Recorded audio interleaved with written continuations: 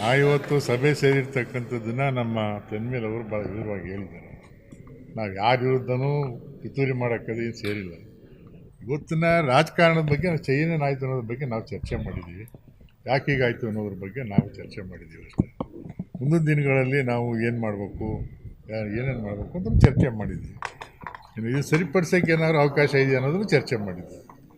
ಅದರಿಂದ ಮುಂದೆ ನೋಡೋಣ ಏನೇನಾಗುತ್ತೆ ಅಂತ. ನಮಗೇನು ಯಾರು ಮಂತ್ರಿ ಕ್ಲೈಮ್ ಮಾಡೋಕ್ಕೆ ನಾವು ಯಾರು ನಿಂತಿಲ್ಲ. ಈಗ ಮಾದೇವಪ್ಪನವರಾಗಲಿ, ತನ್ವೀರಾಗಲಿ, ನಾನಾಗಲಿ ಮತ್ತೆ ಮಂತ್ರಿ ಮಾಡಿ ಅಂತ ಹೇಳಿಲ್ಲ. ಬಟ್ ಯಾಕೆ ಈ ಥರ ಆಯಿತು ಜಿಲ್ಲೆಯಲ್ಲಿ? ನೀವು ಹೇಳಿದಾಗೆ ಮೊದಲೇ ಒಬ್ಬರು ಮುಖ್ಯಮಂತ್ರಿ ಇದ್ದು, ಇಬ್ಬರು ಮಂತ್ರಿಗಳಿದ್ದು ಜಿಲ್ಲೆಯಿಂದ.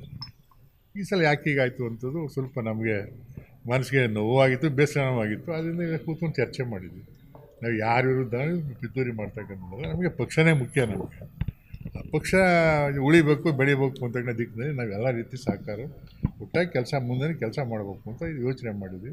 ಬಟ್ ತಪ್ಪುಗಳು ಹೆಂಗೆ ಸರಿಪಡಿಸೋದು ಅನ್ನೋದು ಏಕಾಯ್ತು ಅನ್ನೋದ್ರ ಬಗ್ಗೆ ನಾವು ಮುಂದೆ ಪೊಲೀಸರ ಜೊತೆ ಮಾತಾಡಬೇಕು ಅಂತೇಳಿ ತೀರ್ಮಾನ.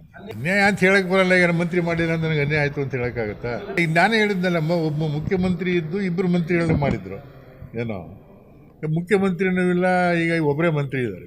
ಯತೀಂದ್ರ ಮಂತ್ರಿ ಮಾಡೋಕ್ಕೆ ನಮ್ಮದೇನು ಅಭ್ಯಂತರ ಇಲ್ಲ, ನಮ್ಮದೇ ತಕರಾರು ಇಲ್ಲ. ಅದಕ್ಕೆ ಇನ್ನೂ ಯಾರ್ಯಾರು ಅವಕಾಶ ಕೊಡ್ಬೋದಾಗಿತ್ತಾರೆ ಒಬ್ರಿಗಿಬ್ಬರಿಗೆ ಅಂತಕ್ಕಂಥದ್ದು ನಮ್ಮ ಅದನ್ನೇ ಕೇಳಬೇಕು.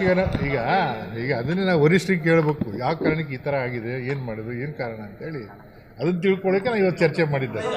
ಈ ಸಂದರ್ಭದಾಗ ಏನು ಹೇಳೋಕ್ಕಾಗಲ್ಲ ನಾವೀಗ. ಇಲ್ಲ ಆ ಥರ ಏನೋ ಯಾರ ಮೇಲೆ ಪಿತೂರಿ ಮಾಡಿದ್ದಾರೆ ಅಂತ ಹೇಳೋಕ್ಕಾಗಲ್ಲ ನಾವು. ಏನೋ ಅದನ್ನೇ ನಾವು ಈಗ ಕೂತ್ಕೊಂಡು ಮಾತಾಡಿದ್ವಿ. ಮುಂದೆ ನಾವು ಹೈಕಮಾಂಡ್ ಅಥವಾ ನಮ್ಮ ಪಕ್ಷದ ಇಲ್ಲಿ ನಮ್ಮ ಮುಖಂಡಗಳ ಜೊತೆ ಮಾತಾಡಿ ಯಾಕೆ ಅನ್ಯಾಯ ಆಗಿದೆ ಅಂತ ಮತ್ತೆ ಚರ್ಚೆ ಮಾಡ್ತೀವಿ. ನೋಡೋಣ. ಈಚೆ ಏನು ಚರ್ಚೆ ಮಾಡಿಲ್ಲ ನಾವು.